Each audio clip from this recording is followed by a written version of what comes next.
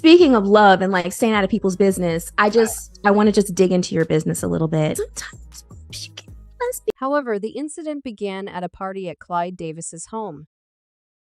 Has there ever been any other interaction between them aside than business? He also has a boss, and his name is Clive Davis. Everyone who had been mentored by Clive and Diddy had turned into victimizers.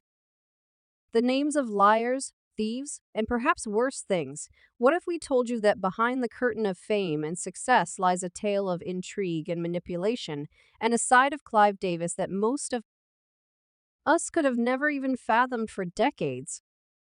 Clive Davis has long been associated with musical genius and the Midas touch for turning artists into global sensations.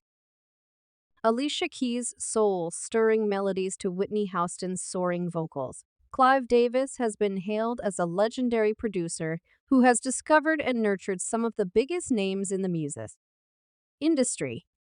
But wait, there's more to this story aside that some insiders are daring to reveal. While most of us have believed in the fairy tale of Clive Davis, the benevolent music maestro, whispers have been circulating behind closed doors, suggesting an alternate reality that is difficult to digest. Could it be possible that the person who gave us iconic hits and chart-topping albums is also one of the first gay gatekeepers of the industry? That's correct, according to rapper Scene P. Diddy. Diddy has allegedly painted a chilling portrait of Dave Davis as a manipulative, cold-blooded puppet master pulling the strings of artists' careers to suit his own agenda.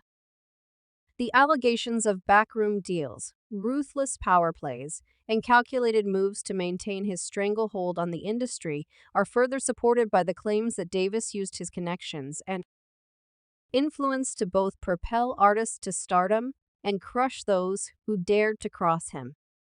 Davis also discusses navigating the complexities of his personal life, particularly how he started living a bisexual existence in the 1980s and developed close connections with two women and a guy.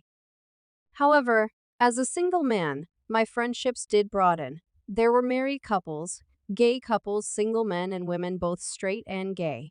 A mixed group based on my background and inclinations was more comfortable for me. In 1990, he began a monogamous relationship with a woman. Davis wrote that he was not looking for a lifestyle change and had no desire to engage in any club or bar life. He always enjoyed female company, the look of an attractive woman, and the feminine perspective on things. I could definitely see the advantages for others when David Geffen and other well-known people came out as homosexuals, but I think coming out as bisexual would only lead to more criticism, with no one ultimately benefiting, he said. However, in recent years, some revelations about Clive's relationship with male artists under his wing have caused followers to doubt everything about him, leading many admirers to commend Davis for finally being genuine to himself. CNP. Diddy is one such artist, and everyone he has mentored has turned into a victimizer. For perspective, liars, thieves, and possibly worse things than that from 1960 to 1973, Davis worked for Columbia Records. Then, from 1974 through 2000, he ran his own label, Arista Records. He spent a large portion of the fourth decade as a rock in a stormy sea as a corporate battle tried and failed to topple him. Only his job titles and company names changed, and his business cards were scattered throughout what was formerly the Sony BMG Music Group, which included those companies as well as RCA Records and his own J Records, until he was named Chief Creative Officer of Sony Music Entertainment in 2008, a role he continues to hold.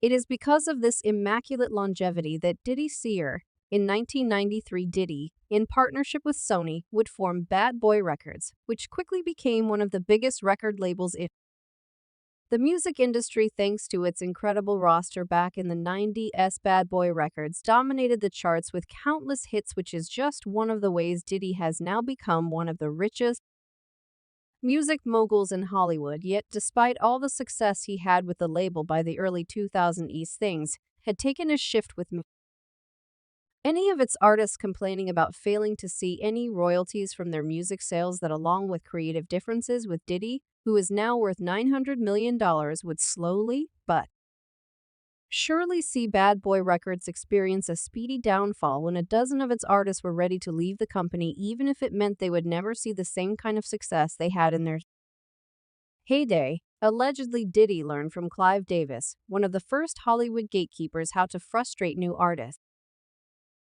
You see, the late Whitney Houston had one of the all-time greatest voices, but despite selling more than 170 million albums worldwide and winning 6 Grammy Awards, she was reportedly living a double life manufactured in part by her manager. In 1985, music executive Clive Davis took Whitney, an unknown singer from New Jersey, and groomed her to become a pop star for Arista Records. An insider revealed that Houston had to do what he said, wear what he said, to sing what he wanted her to sing, and act like a goody two-shoes when she was really a down and dirty girl from Jersey. Whitney certainly found it irritating that the source went on. Her wildest dreams were realized when Clive turned her into a mainstream pop singer, but the price of being such a huge pop star was that she had to perform in front of the cameras in a way that didn't reflect the real her. According to reports, Whitney Houston used drugs as a coping mechanism because she was in anguish from the pressure she was under and from leading virtually a double life.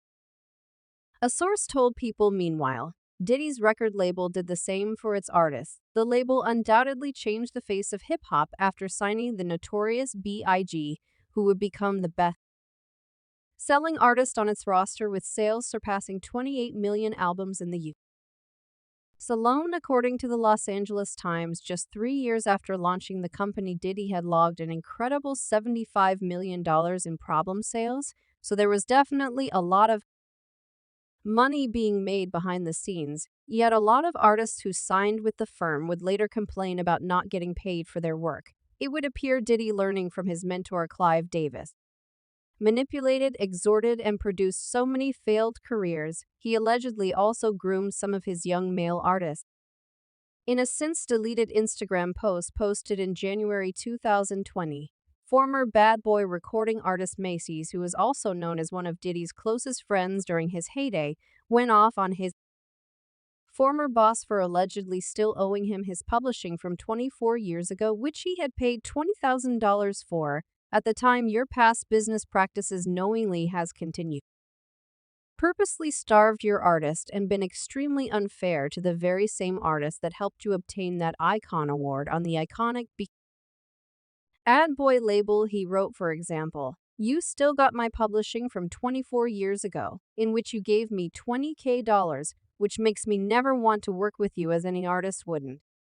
After you know someone is robbing you and tarnishing your name when you don't want to comply with his horrendous business model." Previous 112 vocalists. The month after Mace's Instagram post went viral, Quinnis Parker echoed similar sentiments, telling a TMZ cameraman that he had also endured severe consequences as a result of an unfair contract he had signed at Bad Boy.